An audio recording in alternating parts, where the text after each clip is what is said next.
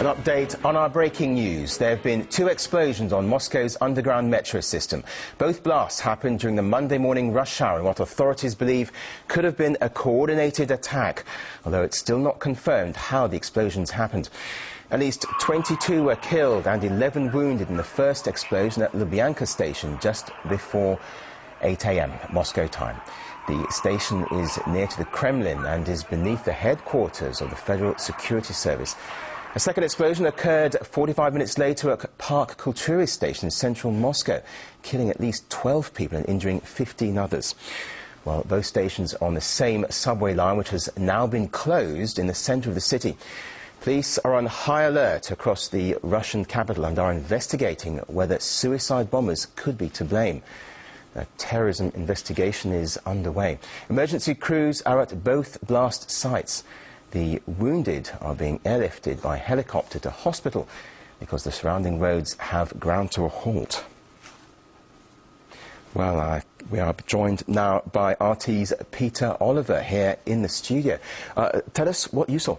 I've just made my way into the studios here in central Moscow, right next to the Park Kultury area, and it is pretty much a scene of absolute carnage outside. A Monday morning, one of the busiest times of the day, one of the busiest areas of Moscow, completely ground to a halt. One of the, I say, busiest lines on the Moscow metro. Everybody, because of that, these 2 blasts that have occurred on the red line there, that goes right through the centre of the city, used by a lot of people every single day. People are out on the streets walking along. Just as I arrived about 5 minutes ago, Mayor Lushkov had arrived at the Park Kultury area. He was giving a speech there. He was making a statement there. So I guess we'll be hearing from him very shortly. But it is really a scene of complete and utter devastation outside. Now, outside Park Kultury, we understand, because we've seen some pictures of people who've been evacuated from the metro station. Did you see people's reactions? How are people coping with this? There is really a shell-shocked look on everybody's face. It's wrong to use the comparison to the footage that everybody's familiar with of 9/11, of people walking through the streets, but that is really what we're seeing out there. I mean, I live right at the Park Kultury area, just over the road from where the metro station is, and I was first came to my awareness that this was all going off when the helicopters started flying over. Of course, no-fly zone in Moscow. Hearing helicopters in the morning was very, very unusual.